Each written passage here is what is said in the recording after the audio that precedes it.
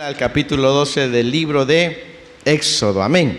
Y aunque estamos teniendo un estudio bíblico, estamos también sacando las enseñanzas que son para nuestra vida actual, amén. Si bien es cierto, hay tantas cosas que podemos extraer y realmente llevaríamos bastante tiempo y es maravilloso escudriñar la palabra del Señor, amén. Cada que leemos aprendemos algo nuevo. La palabra está viva, la palabra es extraordinariamente maravillosa, amén. La Biblia es punto y aparte, amén. No hay libro que pueda compararse a las Sagradas Escrituras, amén. Bien, vamos entonces a ir al libro de Éxodo capítulo 12. Este es uno de los capítulos más extensos del Éxodo, ya que cuenta con 51 versículos, ¿sí? Y en Éxodo vamos a encontrar muchas referencias que apuntan a Cristo Jesús desde el Antiguo Testamento. En Éxodo vamos a estar viendo muchas cosas que apuntaban hacia la persona de nuestro Señor Jesucristo. Y el capítulo 12 es uno de esos capítulos que de alguna manera apuntan a la obra del Señor Jesucristo, amén. Pero el día de hoy quiero compartirles el título del mensaje, aunque vamos a ver algunos puntos de los primeros versículos, los vamos a dividir y al final les voy a hablar del tema, pero el mensaje de hoy se llama "Hay que morir para vivir", amén. Yo sé que eso se acuerda usted de un canto que dice "hay que morir para vivir", y es que realmente el cristiano empieza a vivir cuando muere a él mismo, amén. Así que vamos a ir al final a ver este asunto de que hay que morir para vivir, amén. Bien, entonces vamos a dividir este capítulo 51 vamos a dividirlo en 5 partes, amén. Vamos a dividirlo del versículo 1 al 20. Esos 20 versículos hablan de la institución de la Pascua para el pueblo de Israel. Esos 20 versículos hablan acerca de esta ceremonia, la cual el Señor estipuló que fuera de generación en generación. Amén. Entonces vamos a leer primeramente el versículo 1 de Éxodo capítulo 12. Lea conmigo en voz alta, por favor. Dice: habló Jehová a Moisés y a Aarón en la tierra de Egipto diciendo: este mes os será principio de los meses para vosotros, será este el primero en los meses del año. Ahí nos vamos a detener tantito. Bien, mire que lo interesante es que dice: este mes os será el principio de los meses. Y básicamente el Señor les estaba diciendo que como iban a salir de la cautividad, ellos deberían de renovar su calendario, por así decirlo. Pero eso también nos enseña a que cuando nosotros somos llevados de muerte a vida en Cristo Jesús, también comenzamos una nueva vida. Pablo dice por el Espíritu Santo que si alguno está en Cristo, nueva criatura es, las cosas viejas pasaron, todas son hechas nuevas. Y en ese capítulo 2, cuando le dice este será el principio de los meses, es como Dios les estaba diciendo: van a comenzar una nueva temporada, van a comenzar un nuevo inicio, van a reiniciar, van a dejar todo lo que hicieron en Egipto y van a comenzar. Por eso le dice: este será el principio de los meses, amén. Ahora, el calendario judío, para entender un poco, no les voy a hablar mucho de eso, pero el pueblo de Israel maneja 2 calendarios, por así decirlo. Su calendario es igual que nosotros, de 12 meses, a diferencia que el mes de ellos solo trae 30 días, cuando mucho, mínimo 29 y máximo 30 días. Y su calendario se ajusta porque se llama un calendario que está basado en el movimiento de la luna y el sol. Y ellos hacen ajustes para respetar las fiestas en los tiempos acordados, ¿sí? Ellos, si una fiesta cae, por ejemplo, una fiesta que les toca celebrar en jueves de cierta fecha, pero supongamos que 3 de marzo, hoy cayó viernes, el año que viene 3 de marzo va a caer, yo creo, sábado. Pero si hoy, por ejemplo, se celebra una fiesta y si el próximo año ellos cae 3 de marzo, ellos lo hacen de alguna manera y lo ajustan para que siga siendo viernes. Entonces, no es un calendario como el nuestro, ellos lo ajustan, tienen años bisiestos y etcétera. Entonces, ellos manejan 2 calendarios. Ahí dice, este será el primer mes de los meses. Ellos manejan algo que se llama el calendario civil y el calendario religioso. El calendario civil empieza con algo que usted a lo mejor lo va a escuchar y se llama Rosh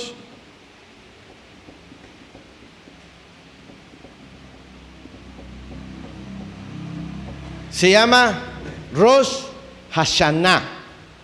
Esto es el Año Nuevo judío. El Año Nuevo judío ellos lo celebran más o menos por el mes de septiembre. A diferencia de nosotros, ¿cuándo celebramos Año Nuevo?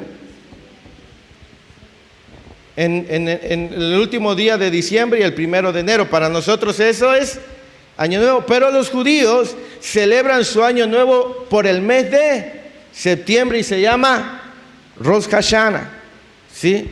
Esto aquí para ellos, ese mes empieza su calendario civil, ¿sí? El primer mes, el segundo mes, etcétera, el tercero, y tiene 12 meses. Pero el calendario religioso empieza con la celebración de la Pascua, que es la que menciona ahí. Esta empieza y esa fiesta se llama Pesaj, que significa víctima o ofrenda, y esta empieza por el mes de marzo o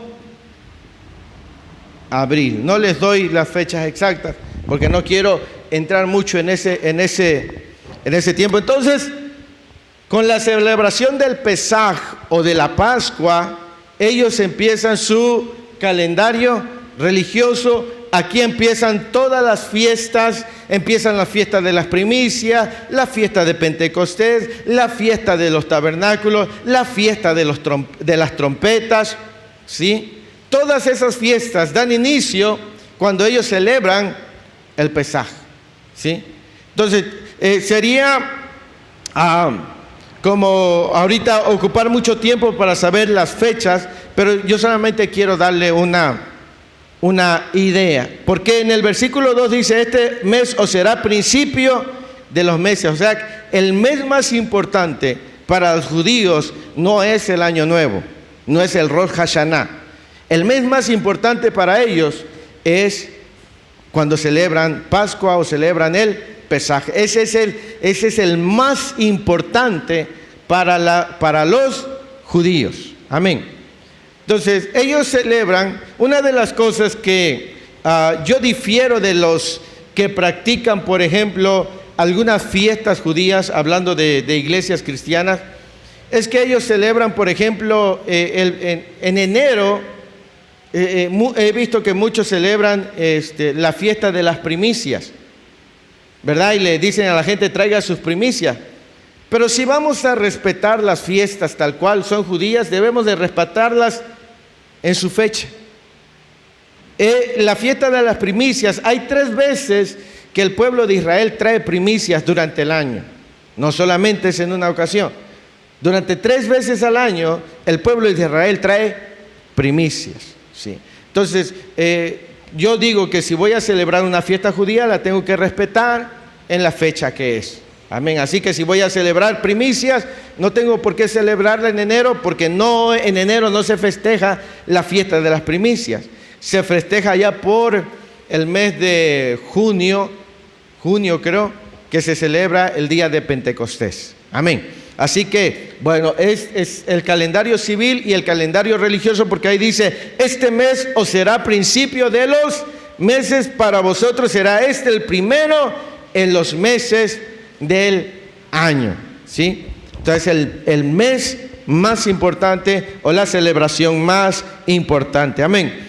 Entonces del versículo 3 en adelante, el Señor les da la indicación de cómo celebrar lo que hoy se le conoce como Pascua. Dice en el versículo 3, hablad a toda la congregación de Israel diciendo, en el 10 ¿qué? Tómese ¿quién? Van a tomar ¿qué? Un cordero por familia, ¿verdad? ¿Qué día? El día 10 de este mes. Este mes se le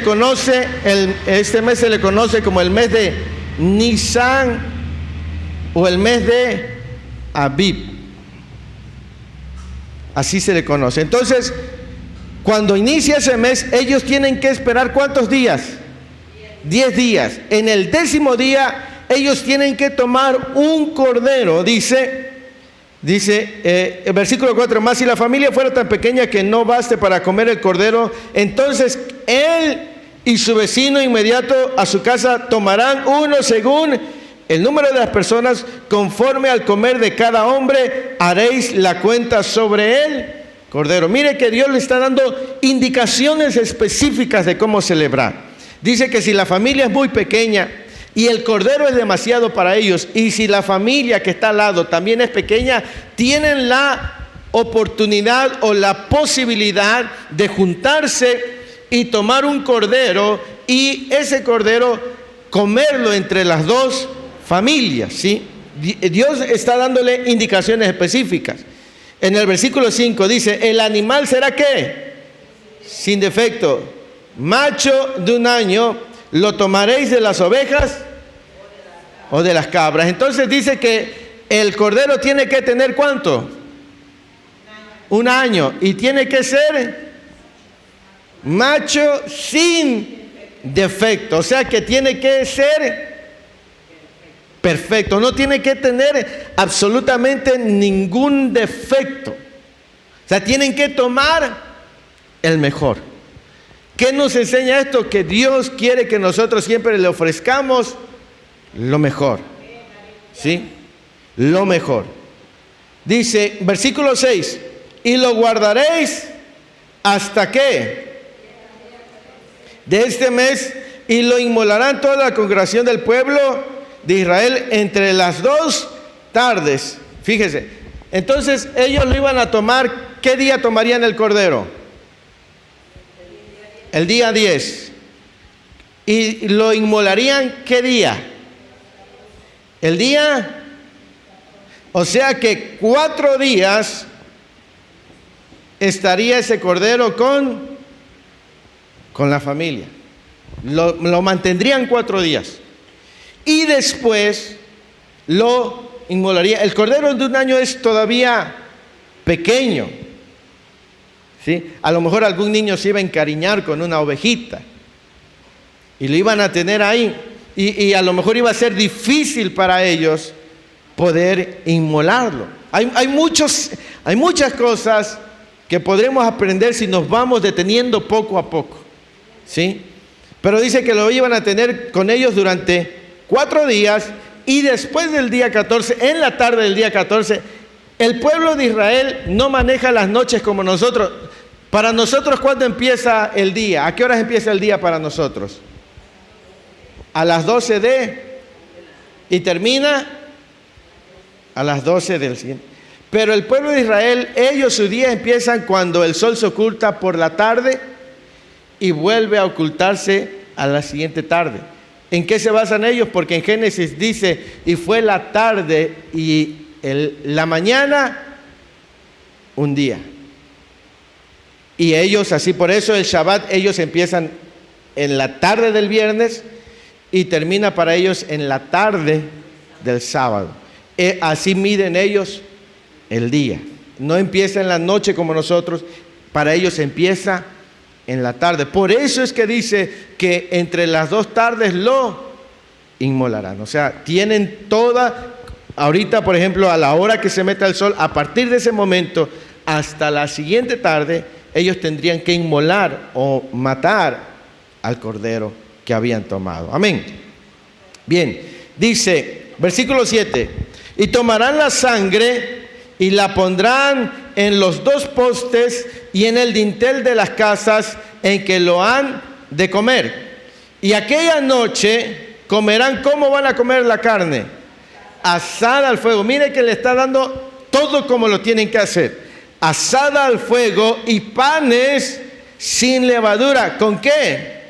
Con hierbas amargas lo comerán. Esas hierbas amargas representaban los años en los cuales para ellos Egipto había sido un tiempo de amargura. No era como, ay, vamos a asar el cordero, vamos a comernos unas carnitas. No, esta es una celebración muy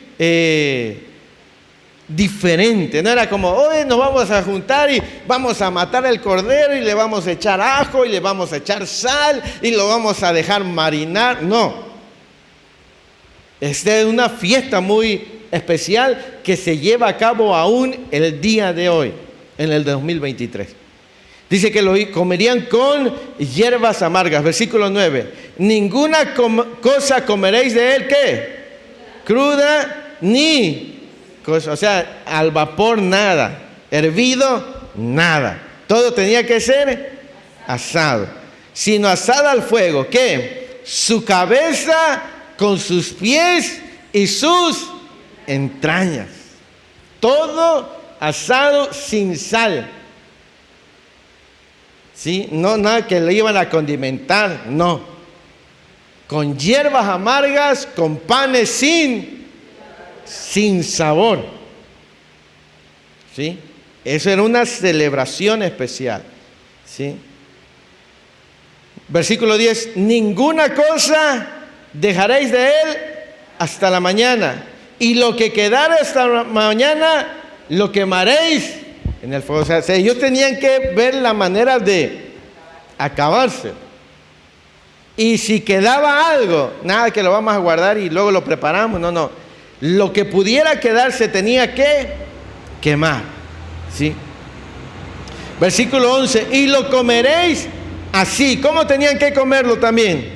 Ceñido vuestros lomos, vuestro calzado en vuestros pies y vuestro bordón en vuestras manos, y lo comeréis apresuradamente. Es la Pascua de Jehová. Pues yo pasaré aquella noche por la tierra de Egipto y heriré a todo primogénito en la tierra de Egipto, así de los hombres como de las bestias, y ejecutaré mis juicios en todos los dioses de Egipto, yo Jehová.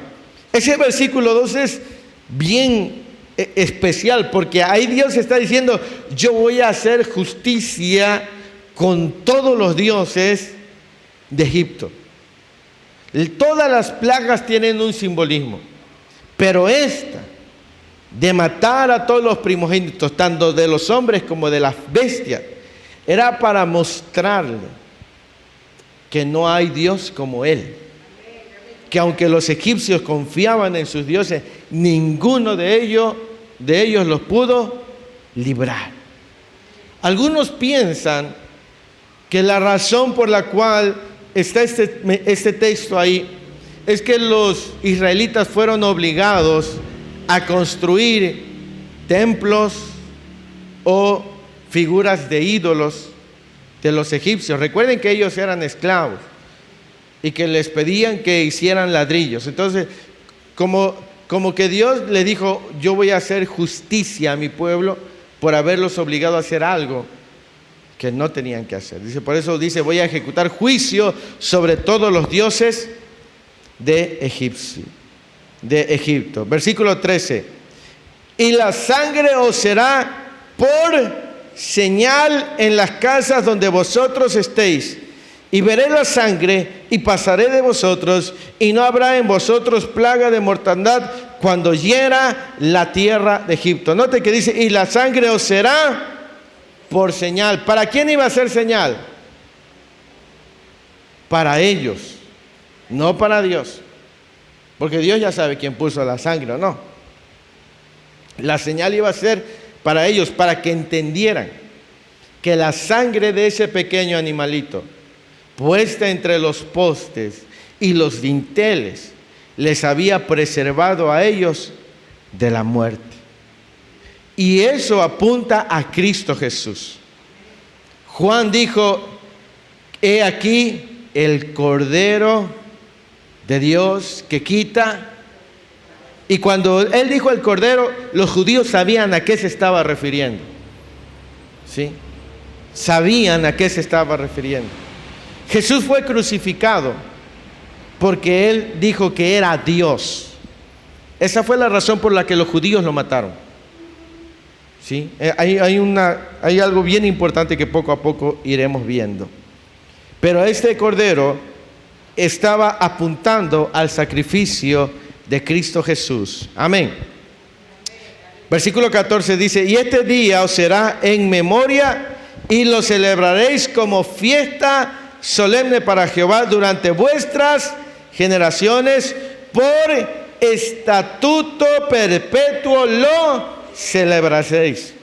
Y aquí viene otra fiesta que se llama la fiesta de los panes sin levaduras, que inicia con la Pascua. Dice, versículo 15, 7 días comeréis, ¿qué? Panes sin levadura. Y así el primer día haréis que no haya levadura en vuestras casas. Porque cualquiera que comiere leudado desde el primer día hasta el séptimo será cortado de Israel, será echado. Nótese que Dios les estaba dando instrucciones específicas y eso es lo que hace la ley. La ley tiene que cumplirse al pie. Por eso es que Pablo en la carta a los de la iglesia de Éfeso dice que somos salvos por gracia. Porque cumplir la ley, ¿sabe cuántos mandamientos o cuántos mandamientos tienen que observar los judíos? Son 613 mandamientos. Y todos los tienen que cumplir con uno. Supongamos que uno de ustedes es judío y se le olvidó que cuando llegue la fiesta de los panes sin levadura se le olvida sacar la levadura de su casa. Y si alguien lo ve, le dice a los ancianos, a los rabinos, tan solo el hecho por haberse usted olvidado, lo expulsa, aunque haya cumplido los otros 612. Porque tienen que cumplirlo al pie. Ahí no hay gracia. La ley es ley.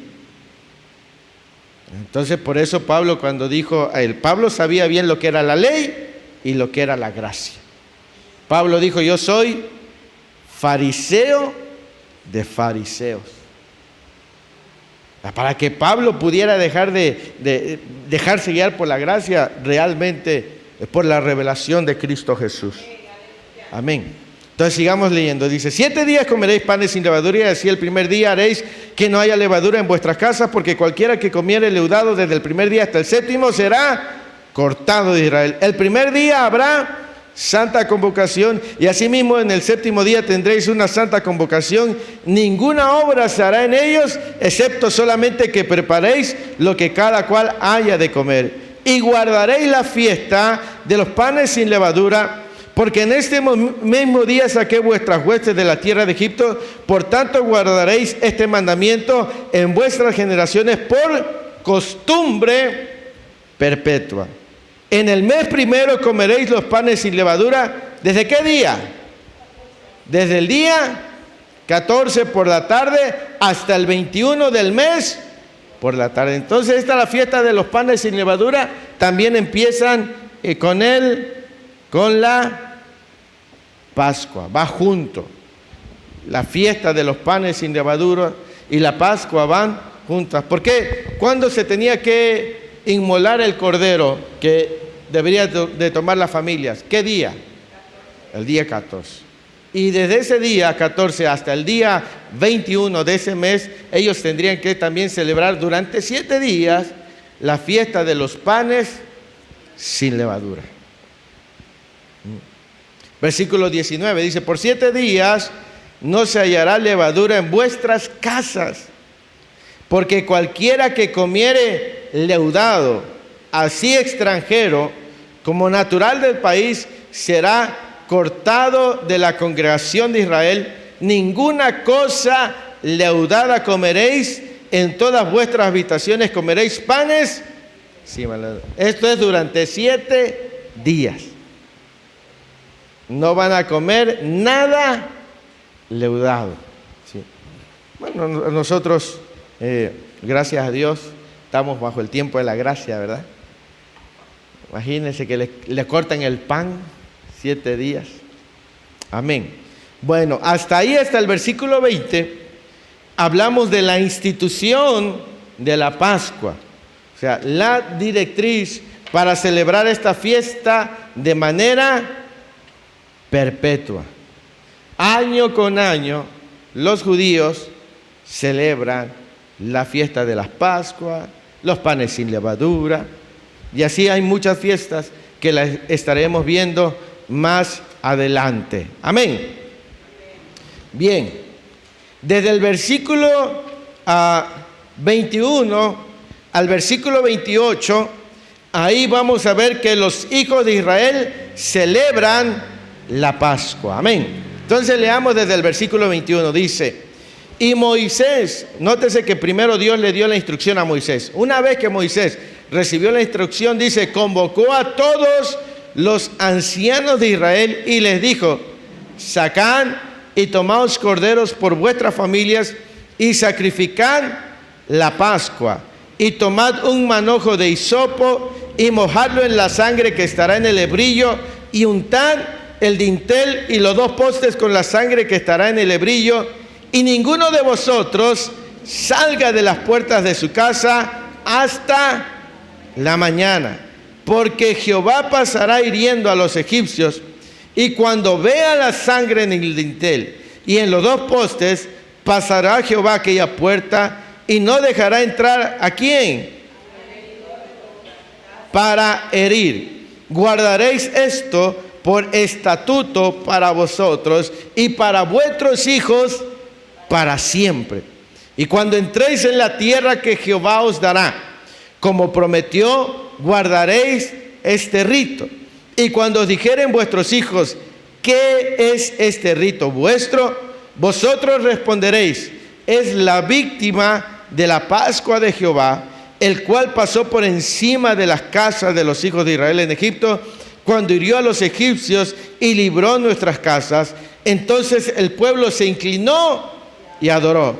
Y los hijos de Israel fueron e hicieron ¿cómo? Puntualmente así como Jehová había mandado a Moisés y Aarón. Pero note lo que Moisés dice: ninguno va a salir hasta la mañana. ¿Sí? Esa era la indicación. Dice: y ninguno de vosotros salga de las puertas de su casa hasta la mañana.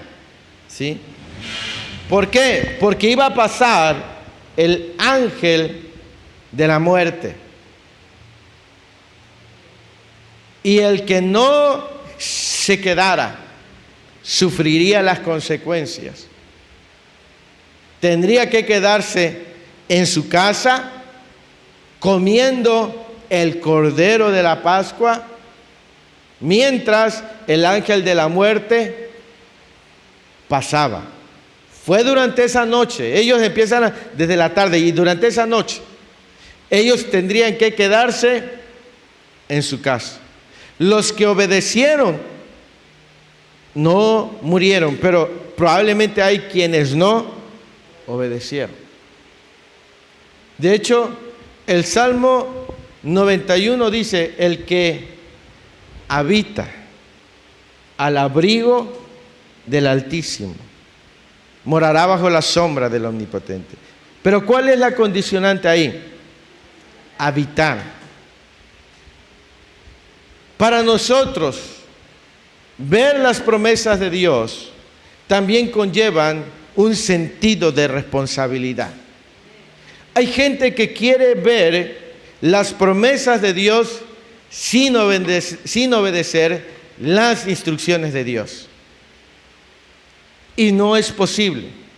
Se necesita obedecer la instrucción de Dios para que entonces podamos ver los resultados de sus promesas.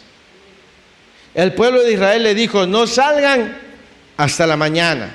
Si alguno salió, iba a ser su responsabilidad lo que pasara con él fuera de su casa.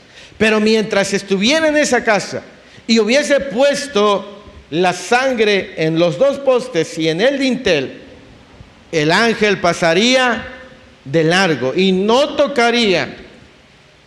Si alguno dijo: yo no creo eso, y no lo puso, iba a sufrir las mismas consecuencias, porque para eso le estaba dando una instrucción.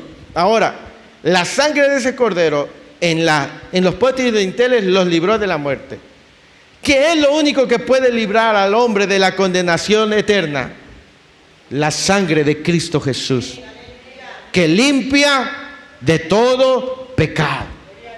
El que no tenga esa sangre, el que no esté cubierto por esa sangre, no podrá ser salvado de ninguna otra manera. No lo salvará un título, no lo salvará el tiempo en una iglesia, sino la sangre de Cristo Jesús. ¿Sí? Él es el Cordero que quita el pecado del mundo. Amén. Él se dio en sacrificio por amor a nosotros. Amén. Entonces vemos hasta ahí en el versículo 27, dice: entonces el pueblo se inclinó y adoró, y el versículo 28 dice: e hicieron puntualmente así como Jehová había mandado a Moisés. Del versículo 29 al versículo 36 tenemos el cumplimiento de la 10ª plaga, que es la muerte de los primogénitos. Leamos juntos. Y aconteció que a la medianoche Jehová hirió a todo primogénito en la tierra de Egipto, desde el primogénito de Faraón que se sentaba sobre su trono, hasta el primogénito del cautivo que estaba en la cárcel, y todo primogénito de los animales. Y se levantó aquella noche Faraón, él y todos sus siervos y todos los egipcios, y hubo un ¿qué? Un gran clamor en Egipto, porque no había casa donde no hubiese un muerto. E hizo llamar a Moisés y a Aarón de noche. No sé cuánto tiempo haya pasado después de la medianoche, pero dice que a la medianoche empezó el llanto. Empezaron a ver que cayeron muertos los primogénitos. No se dice qué edad tenían, pero la edad que tuvieran, de todos los egipcios y de todos los animales, empezaron a caer, ¡pum!, muertos, muertos, muertos, muertos. Y empezaron a llorar y empezaron a gritar.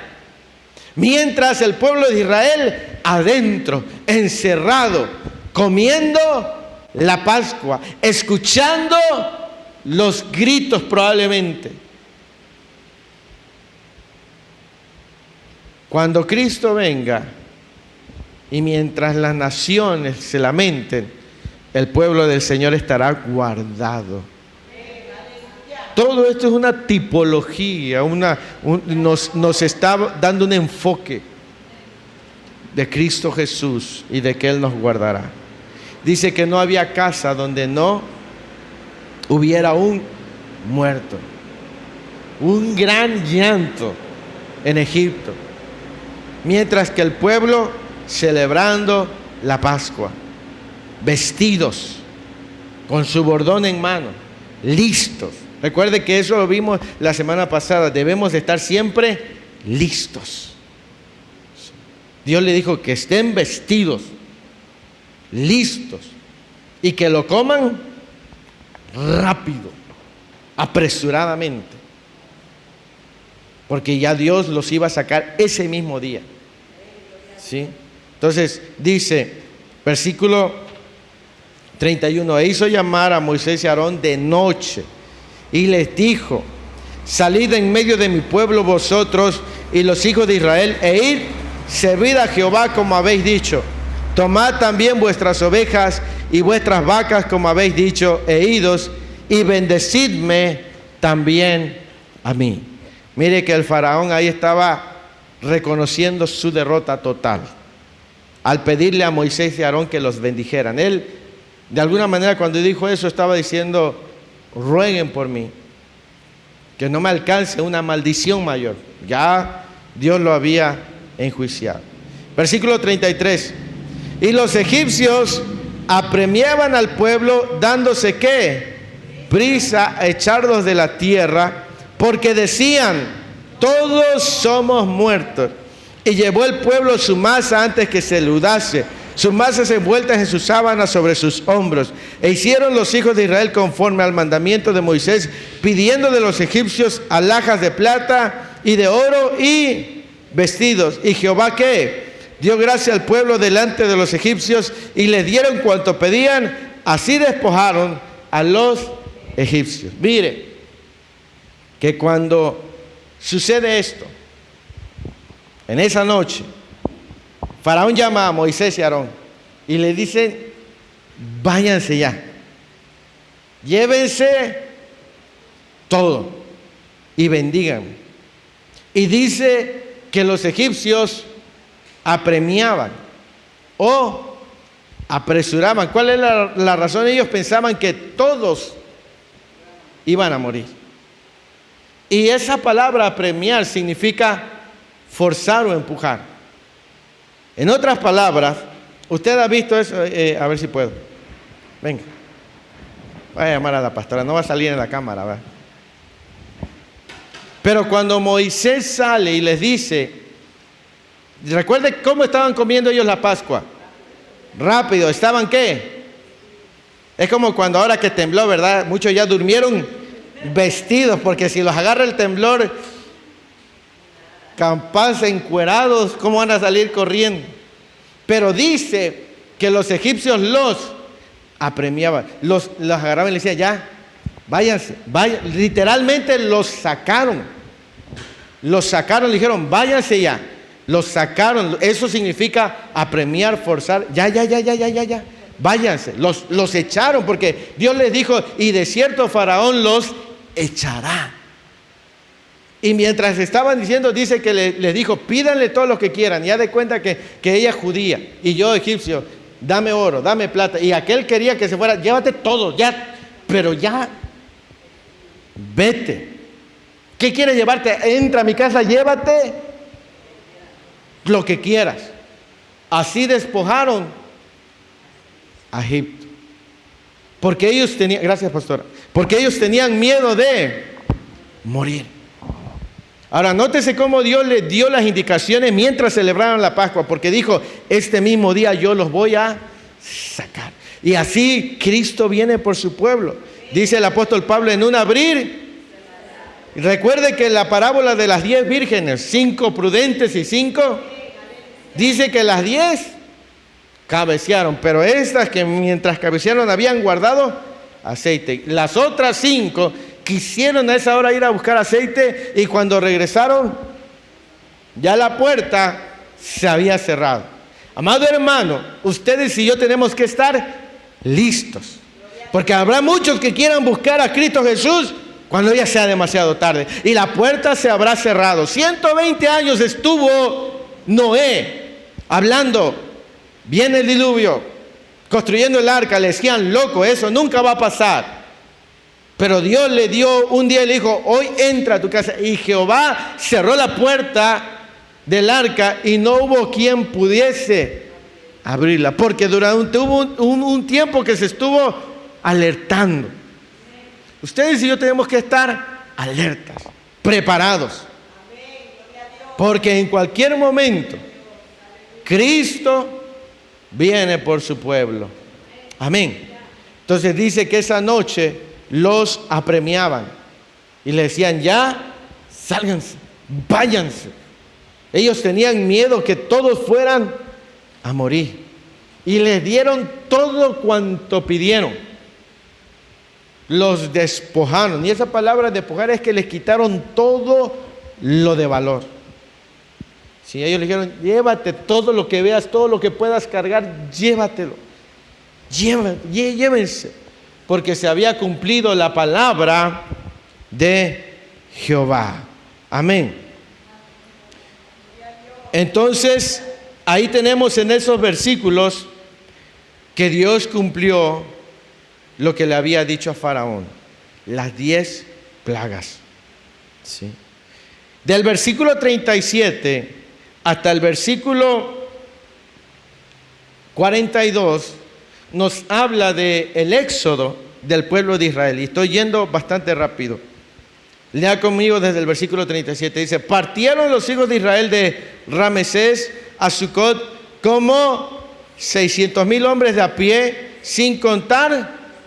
¿Alguien recuerda cuántos entraron a Egipto cuando estaba José? 70 personas. 230 años después, porque en total fueron 430, 450, 230 años, tan solo hombres eran 600,000. Sin contar a niños y sin contar mujeres. Pero dice el versículo 38, también subió con ellos, ¿qué? De toda y ovejas. Dicen, y hay opiniones que dicen, que cuando los egipcios vieron todo lo que Jehová había hecho, se fueron con el pueblo de Israel. Abandonaron su nación. Otros opinan que muchos de los egipcios, cuando vieron al pueblo de Israel ponerlos la sangre, muchos de ellos lo hicieron. Son opiniones de eruditos bíblicos que dicen que muchos egipcios también fueron preservados de morir sus primogénitos porque vieron a los judíos hacer eso, y como habían visto ya las plagas anteriores, ellos dicen que muchos opinan que siguieron el ejemplo de los judíos, y cuando el pueblo de Israel sale, ellos se van abandonando su nación e incorporándose a la nación de Israel, hasta que les es dada la ley y les dicen que se tienen que separar los extranjeros. Por eso dice que subió una grande multitud de toda clase de gente. No solamente se fueron judíos, sino fueron también gente de la nación de Egipto. Y se fueron con ellos, se fueron con el pueblo de Israel, abandonando su nación y abandonando a sus dioses. Versículo 39. Y cocieron tortas sin levadura de la masa que habían sacado de Egipto, pues no había leudado, porque al echarlo fuera los egipcios no habían tenido tiempo ni para prepararse comida. ¿Sí? El tiempo que los hijos de Israel habitaron en Egipto fueron, ¿qué? 430 años. Y pasados los 430 años, en el mismo día, todas las huestes de Jehová salieron de la tierra de Egipto.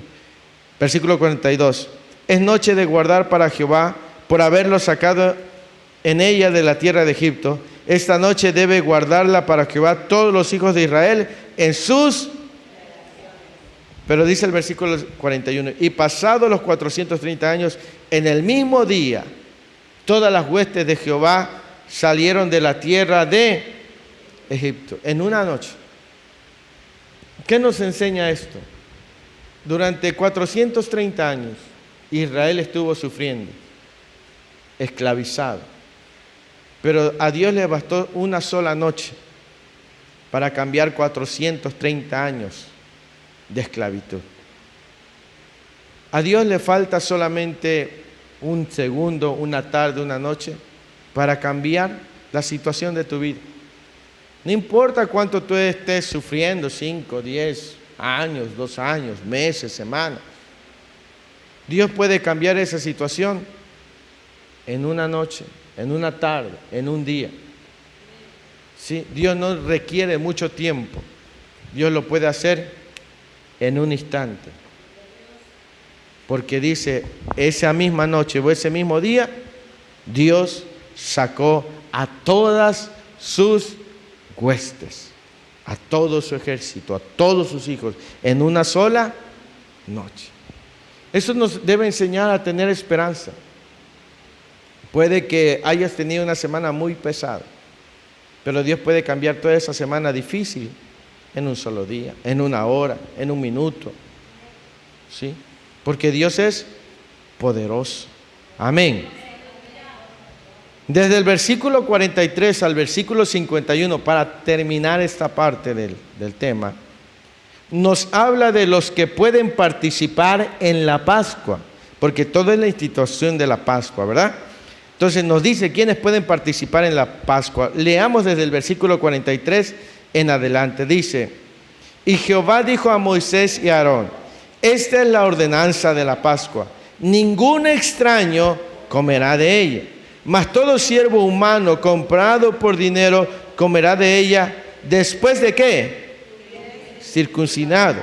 El extranjero y el jornalero no comerán de ella. Se comerá en una casa, y no llevarás de aquella carne fuera de ella, ni quebraréis hueso suyo. Toda la congregación de Israel lo hará. Mas si algún extranjero morare contigo y quisiera celebrar la Pascua para Jehová, séale circuncidado todo varón, y entonces la celebrará, y será como uno de vuestra nación, pero ningún incircunciso comerá de ella. La misma ley será ¿para quién? Para el natural y para el extranjero que habitar entre vosotros. Así lo hicieron todos los hijos de Israel, como mandó Jehová a Moisés y a Aarón, así lo hicieron. Y aquel mismo día sacó Jehová a los hijos de Israel de la tierra de Egipto por sus ejércitos. Entonces, ¿quiénes celebrarían la Pascua? Los hijos de Israel, los nacidos, los naturales, los que estuvieran circuncidados también. Y si algún extranjero quisiera celebrar la Pascua, la única manera en la que puede celebrar la Pascua es circuncidándose. Sí, no hay otra forma. Si quiere celebrar la Pascua. Nosotros celebramos algo que se llama la Cena del Señor. Esta cena el Señor la instituyó precisamente en los días que se estaba celebrando la Pascua.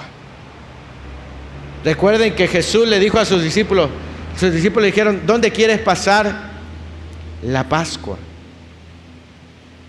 Y cuando Él estaba celebrando la Pascua en aquel lugar, como Él era judío, Él le dijo, les dio una instrucción de celebrar la cena. Partió el pan y le dijo, este es mi cuerpo, que por vosotros es entregado. Y habiendo tomado la copa, dijo, este es mi sangre. Esa cena lo puede celebrar todo aquel que ha recibido a Cristo Jesús como su Señor y suficiente Salvador. Nosotros no celebramos la Pascua, celebramos la cena del Señor. Amén. Ahora yo le digo, ¿por qué le digo estas cosas? ¿Por qué lo estamos viendo? Porque por ahí andan muchos que quieren judaizar a los cristianos, que están diciendo, hay que practicar estas fiestas judías. Aquí hay indicaciones de cómo celebrar esa fiesta. Si alguno de ellos quiere celebrar la Pascua, se tiene que circuncidar. No puede celebrar la Pascua si no se circuncida. Al menos eso dice la Biblia. Entonces hay muchos por ahí que andan enseñando o quieren judaizar a la iglesia, que hay que celebrar la fiesta de los tabernáculos, que la fiesta de los panes sin levadura, que hay que celebrar el Pentecostés, que hay que celebrar las primicias. Ok, si lo vamos a hacer, entonces tenemos que apegarnos a las condiciones que hay.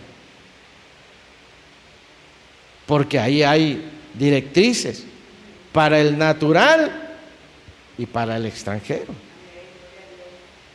Entonces, no es honesto querer que la iglesia practique ritos judíos a medias.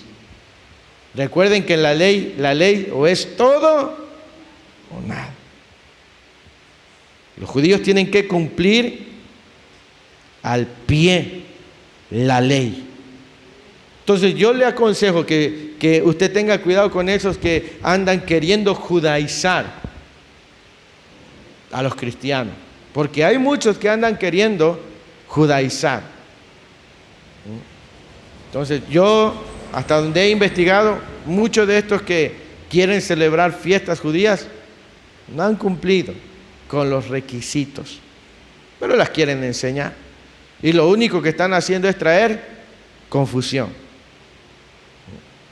Por eso Pablo le dijo a Gálatas: oh Gálatas insensatos, habiendo comenzado en el Espíritu, van a terminar ahora en la carne. ¿Haber recibido el Espíritu por la fe o por la ley?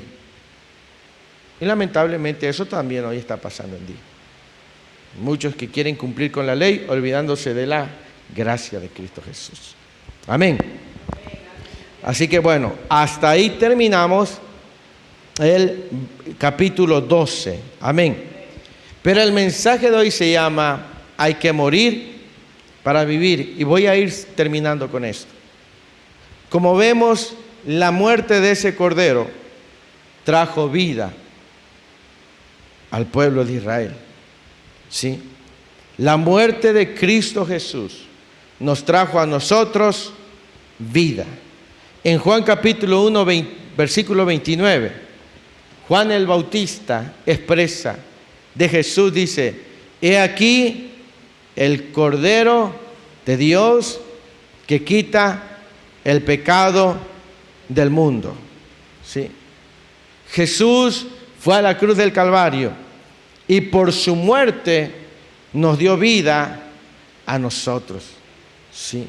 En Efesios dice el apóstol Pablo, dice que nosotros estábamos muertos en nuestros delitos y pecados, mas Él nos dio vida en Cristo Jesús. Entonces, como vemos, la muerte trae vida.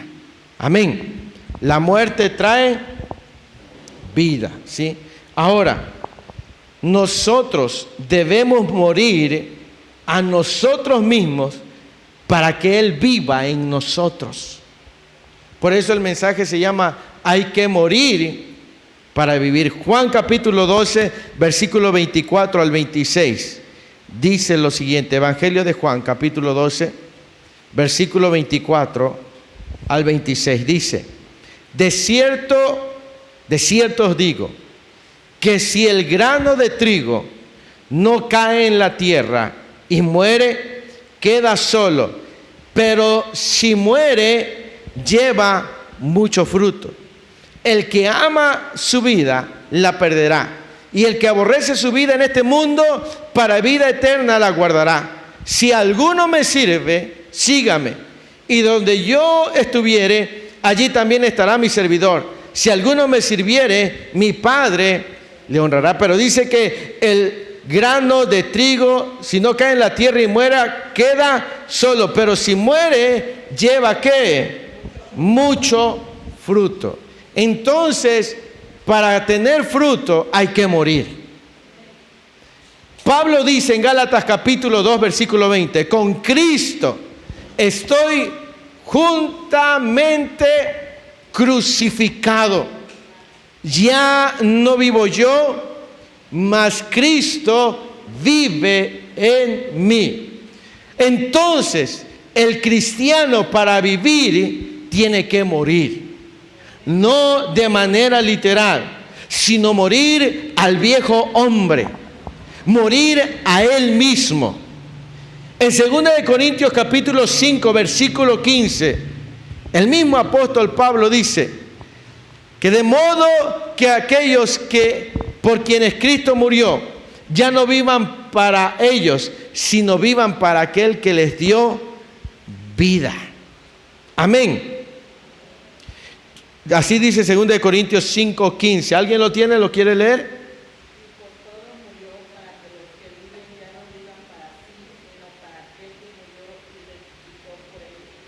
Entonces, ¿qué es lo que está diciendo Pablo? Que ya no vivamos nosotros para nosotros mismos. ¿Para quién tenemos que vivir? Para Cristo. Entonces, para vivir hay que morir. Mientras el yo siga viviendo, no podremos vivir en la libertad que Cristo tiene para nosotros. Mientras el yo siga viviendo y no muera, no va a poder haber libertad. Cuando el pueblo de Israel salió de Egipto, cuando ese cordero fue inmolado, cuando ese cordero murió y hubo obediencia y pusieron la sangre, entonces hubo libertad. Lo mismo es, cuando un cristiano muere a sí mismo y vive para Cristo, empieza a vivir una vida de libertad.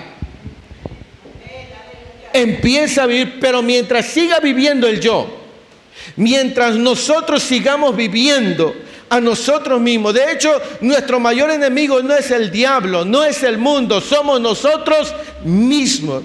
Nosotros mismos podemos arruinar la obra de Dios en nuestra vida. Somos nosotros los que podemos estropear los planes de Dios que Él tiene para nosotros. No hay mayor, peor, no hay más grande enemigo en la vida del cristiano que Él mismo. Y mientras Él mismo siga vivo y no muera para Cristo y no viva Cristo en su vida, seguirá cautivo, seguirá cautiva, seguirá oprimido, seguirá oprimida. ¿Por qué? Porque para vivir hay que morir. Y es ahí donde radica el fracaso de muchos que no han muerto a ellos mismos. Es ahí donde radica el fracaso de muchos cristianos hoy en día, que no han muerto a ellos mismos, que no dejan que Cristo viva en ellos. Siguen manejando su vida, siguen defendiendo sus derechos, siguen haciendo su voluntad. Y es por eso que aún viven en cautividad, porque no han muerto a ellos mismos. Porque mientras el yo siga vivo, no podrán ver los planes que Dios tiene para ellos. ¿Sí? Y ese es el problema. ¿Quieres vivir? Tienes que morir. Tienes que morir a ti mismo. Tienes que renunciar a tu forma de ser. Tienes que renunciar a manejar tu voluntad. Tienes que renunciar a defender tus derechos. Tienes que morir a ti mismo. Tú eres tu más grande y peor enemigo. No es el diablo, no es el mundo, eres tú mismo, eres tú misma. Y mientras tú vivas, mientras tú sigas gobernando tu vida y no estés dispuesto a morir, porque dice Jesús, si el grano de trigo no cae y muere, no llevará fruto. ¿Sabe por qué hay muchos cristianos sin fruto? A pesar de los años que llevan en la iglesia, la razón es que ellos no han muerto a ellos mismos. Por eso no hay fruto en su vida. Y la palabra de Dios dice, por sus frutos los conoceréis. Pero tú no les ves ningún fruto. ¿Por qué? Porque no es el tiempo que llevan en la iglesia, sino es cuánto están dispuestos a morir a ellos mismos todos los días. Por eso es que no vemos frutos en esas vidas, porque no han muerto a ellos mismos. ¿Sí? Hay que morir para vivir. Pablo dijo, de modo que ya no vivan para sí, sino para aquel. Pregúntate, ¿vive Cristo en mí o sigo viviendo yo? ¿Cuán dispuesto estoy yo a morir? ¿Sí? Debemos morir para vivir, y esto no es fácil. Realmente cuesta renunciar al yo. Mateo capítulo 16, versículo 24. Gloria al Señor.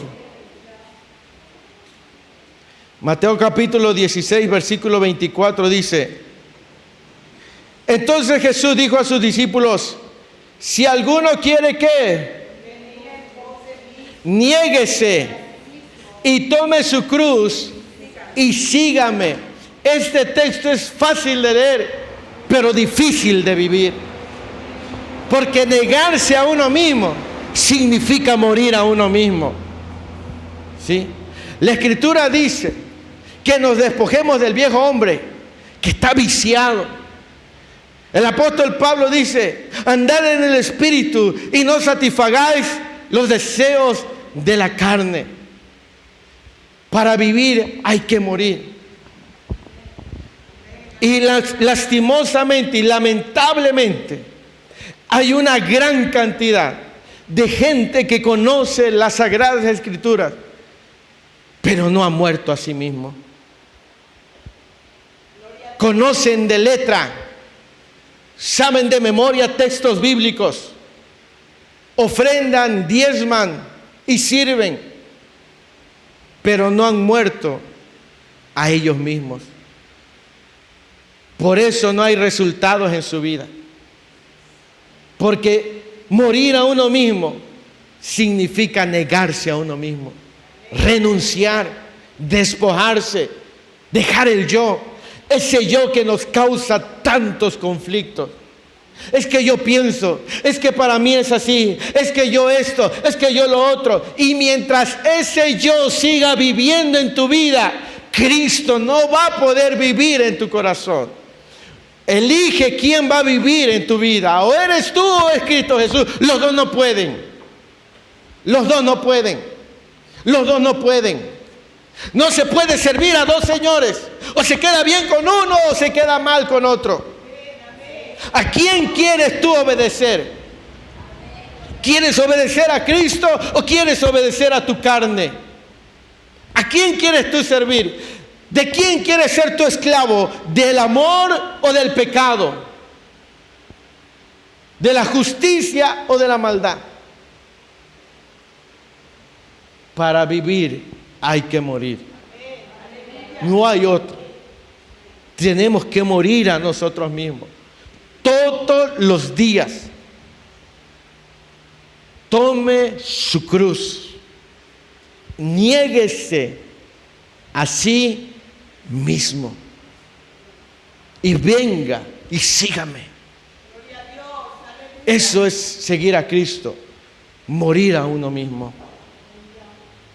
Mientras un hombre o una mujer no muera a él mismo, seguirá cautivo de sus deseos, seguirá cautivo de la amargura, del enojo, de los celos, de los resentimientos, de la amargura, de la soledad.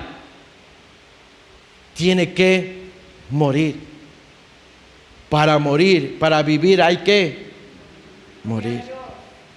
No hay, nótese que la manera de vivir del reino de los cielos es diferente a la del mundo. La Escritura dice que es mejor dar que recibir. La Escritura dice que si te golpean en una mejilla, le devuelvas con un golpe. ¿Qué dice? Pon la otra mejilla. Que si te piden caminar 1 milla, camine 2 millas. Que si te piden la capa, le des todo lo que tengas. Para vivir para Cristo hay que morir a uno mismo. Hay que dejar que el viejo hombre se seque.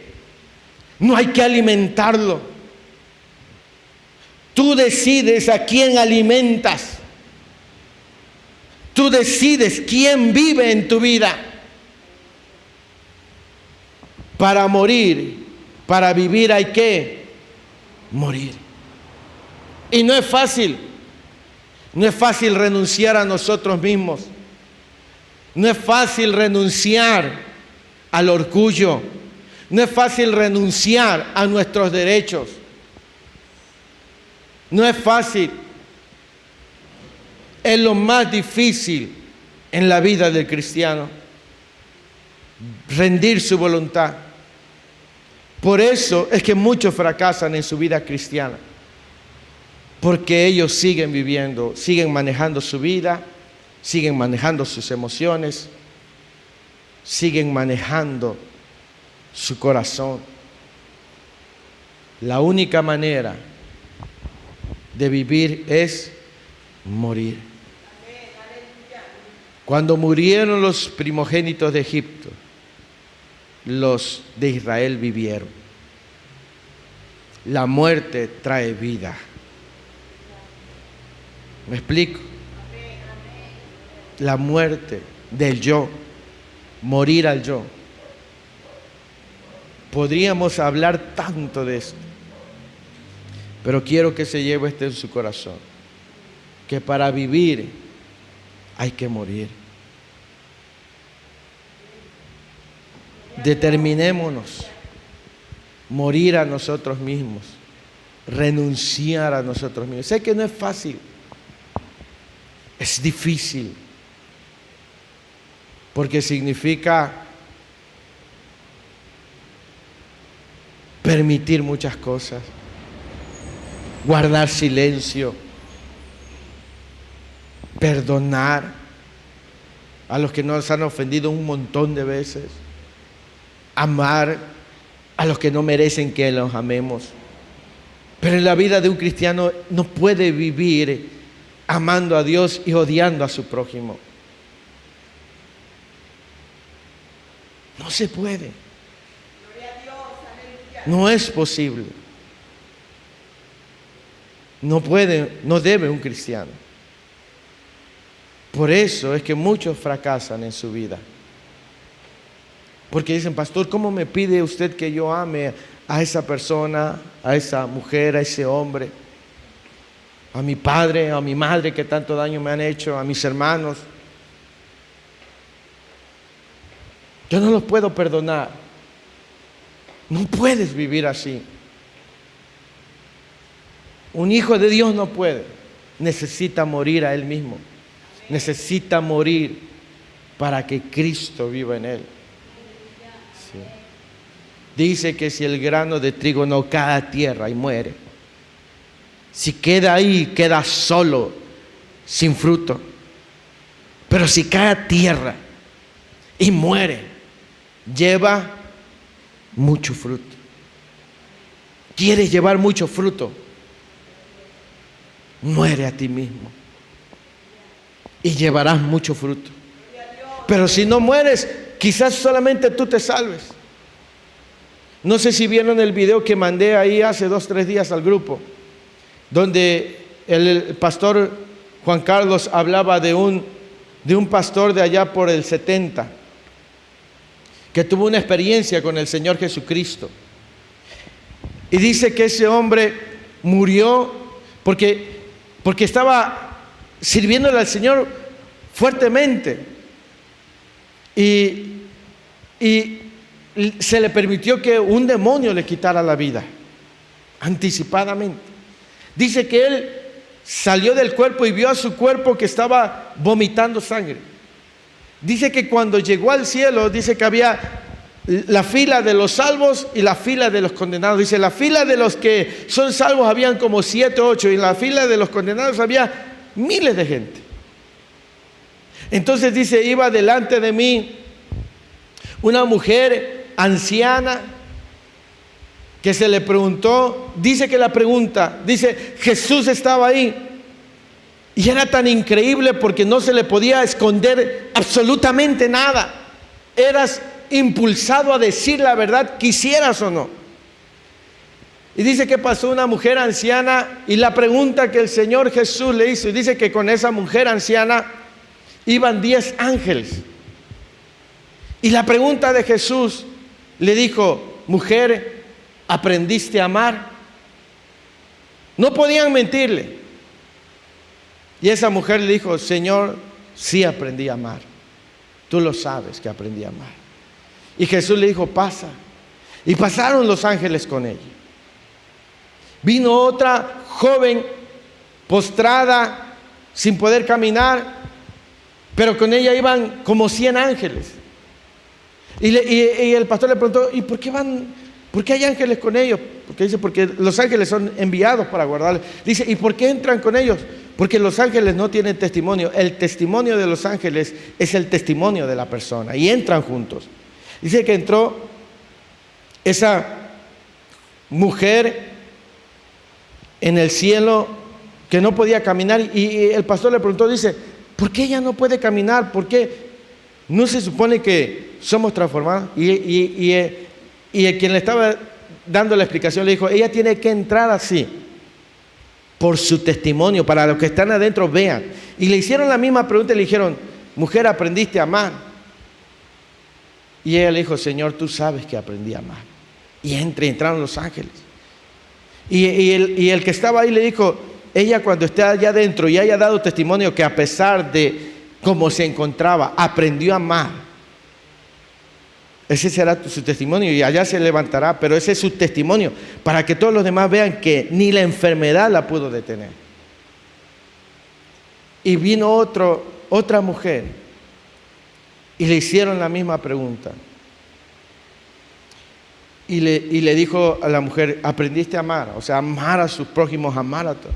Y la mujer le dijo, no, Señor, te amé solamente a ti, pero no pude amar a nadie más. Y Jesús le dijo, serás salva por gracia, porque solamente me amaste a mí, cuando yo también te he dado indicaciones de que ames. Y entró.